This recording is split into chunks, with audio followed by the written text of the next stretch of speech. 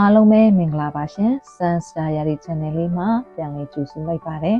။ကျွန်မဒီနေ့မျှဝေပေးခြင်းတဲ့အကြောင်းအရာလေးကတော့2025ကိုဘယ်လိုကုန်ဆုံးကြမှာလဲ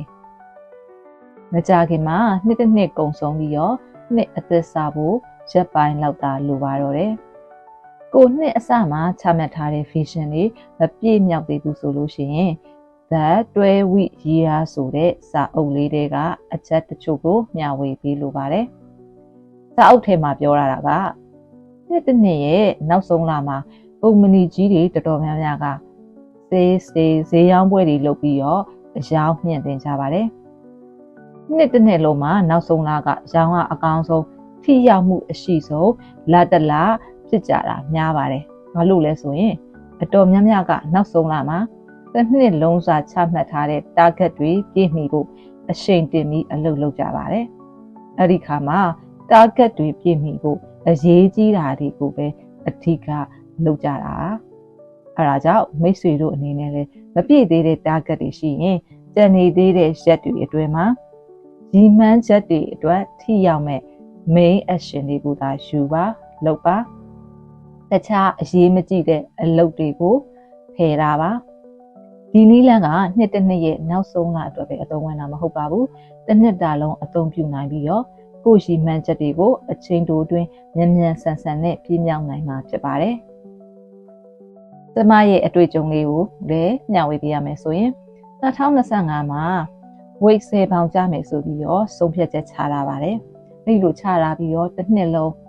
လေ့ကျင့်ခန်းလည်းလုပ်ဖြစ်လိုက်မလုပ်ဖြစ်လိုက်ပါပဲ။မအားသေးလို့နေမကောင်းသေးလို့စာသည့်ဖြစ်အကြောင်းပြချက်အမျိုးမျိုးနဲ့သေချာမလုပ်ဖြစ်ပါဘူးအဲ့ဒီလိုတွေနဲ့ရှောင်ဖယ်နေပြီးတာက weight ကမကျတဲ့အပြင်ကိုပိုတောင်တက်လာပါသေးတယ်2025ကုန်ကန်လေးလည်းရောက်လာကော vision ပုတ်ကြည့်ပြီးနဲ့လည်းကုန်ကန်လေးနေပြီးငါ vision လည်းမဖြစ်သေးပါလားဆိုပြီးတော့ weight ချဖို့ကို action တကယ်ယူဖြစ်ပါတော့တယ်အစားထိန်းစားတာအဓိကအဖြစ် carbohydrate ကိုလျှော့စားတယ်ပြီးတော့ fasting လုပ်တယ်အဲ့ဒီနီလန်နေနဲ့ weight စားချပါတယ် November လမှာစားလုပ်တာ November လအတွင်းမှာ9 ပေါင်ကျပါတယ်အခု December လအတွင်းမှာလည်းအဲ့ဒါကိုဆက်လုပ်နေပါတယ်ဒါတော့ဂျားထဲမှာတအားဘိုက်စားတဲ့ရက်တွေဆိုရင်ညစာစားဖြစ်တာတွေမနက်ခင်းနေဆိုရင်အလှူတွေပါတွေမှာသွားစားမိတာတွေရှိပါတယ်အဲ့ဒီလိုပဲအင်္ဂလိပ်စာတိုးတက်အောင်လုပ်ဖို့ရည်မှန်းချက်ထားတဲ့သူတွေလည်းနေ့ရွှေ့ညရွှေ့နဲ့မလုပ်ဖြစ်သေးဘူးဆိုရင်အခုကြံနေတဲ့ရက်တွေအတွင်းမှာသေချာပြန်ပြီးတော့ target ချပြီးတော့ပြန်စားကြည့်ပါအခုပဲစားကြည့်ပါသင်တန်းတက်မယ်ဆိုရင်လည်းသင်တန်းကိုအခုပဲအပ်လိုက်ပါဒါမှမဟုတ်လို့ရှိရင်သင်တန်းတက်မယ်ပတ်စံသူ့ကအောင်မယ်မပြည့်သေးဘူးမတက်နိုင်သေးဘူးဆိုရင်လည်းအခုပဲပတ်စံကိုကိုယ်တွေကအတိုင်းအတာတစ်ခုကိုစပြီးတော့စုလိုက်ပါကိုယ့်ဘာကို self study လုပ်မယ်ဆိုလို့ရှိရင်လည်းဘယ်ကနေလုပ်မှာလဲကိုယ့်ဘာသာကို gospel တအုပ်နဲ့လုပ်မှာလားဒါမှမဟုတ်လို့ရှိရင် website တစ်ခုကနေလေ့လာမှာလားစသည်ဖြင့်ဘယ်လိုပုံစံနဲ့ကိုလုပ်မလဲဆိုတာကိုသတ်မှတ်ပါနေ့စဉ်လုပ်မှာလားဒါမှမဟုတ်ရင်တစ်ပတ်ကိုဘယ်နှစ်ရက်လုပ်မှာလဲဘယ်အချိန်မှာလုပ်မှာလဲစသည်ဖြင့်ကို habit တစ်ခုအနေနဲ့ပုံမှန်လုပ်ဖြစ်သွားအောင်action ယူဖြစ်သွားအောင်စပြီးတော့ plan ချပါအခုပဲစတင်ပါအဲ့ဒီတော့မိတ်ဆွေတို့အနေနဲ့လေ2025မှာဘာတွေဖြစ်မြောက်ဖို့ရည်မှန်းထားတာလဲအကြောင်းမျိုးပြရှောင်လဲနေတာတွေရက်ပြီးတော့အခုပဲ action စယူပါအခြားအရေးမပါတဲ့အသေးမွားတွေလိုက်လုပ်နေရတဲ့ရက်ပြီး vision တွေကိုရည်မှန်းထားတာတွေတကယ်ဖြစ်လာစေမယ်အရေးကြီးရဲ့အဓိက action တွေကိုပဲစယူပါလို့တိုက်တွန်းချင်ပါတယ်။နှစ်ကုန်ကန်นี้နောက်ဆုံးလာမှရက်ပိုင်းအလိုမှလုပ်လို့မိပါတော့မလားလို့တွေးကောင်းတွေးနိုင်ပေမဲ့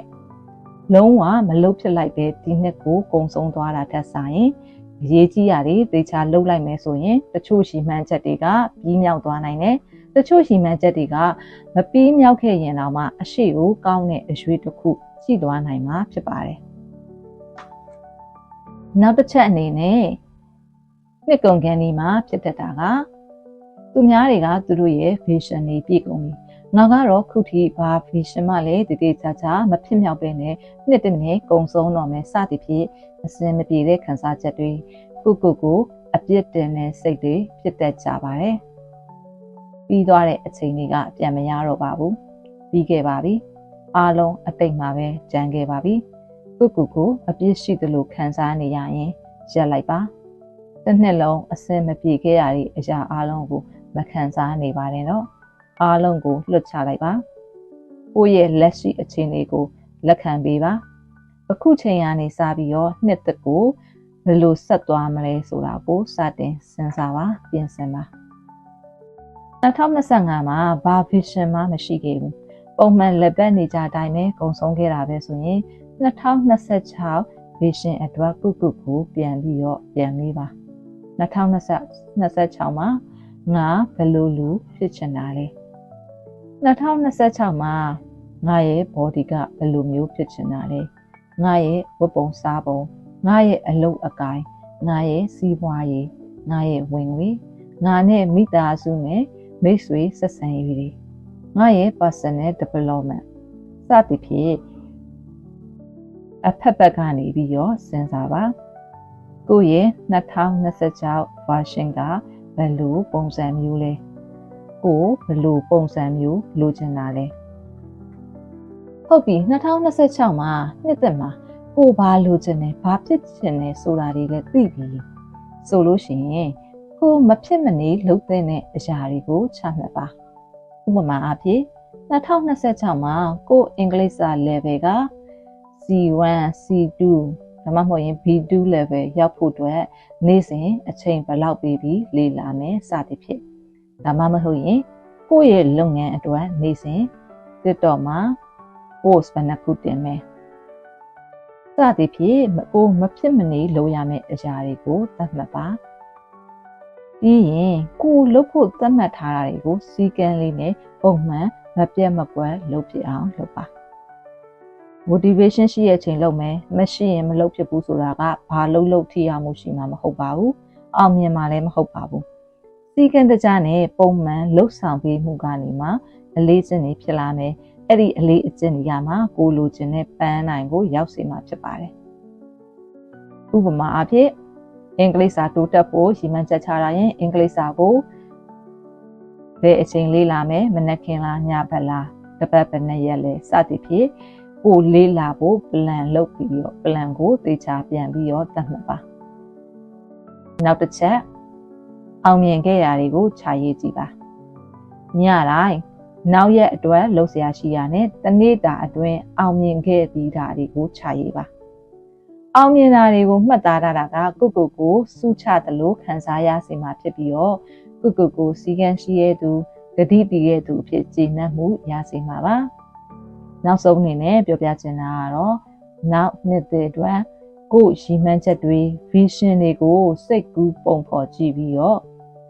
ရလာတဲ့စိတ်ခွန်အားတွေနဲ့နှစ်ဟောင်းကိုအကောင်းဆုံးအဆုံးသတ်ပြီးတော့နှစ်သက်ကိုအားအင်အပြည့်အားအင်အသက်တွေနဲ့စတင်လိုက်ပါ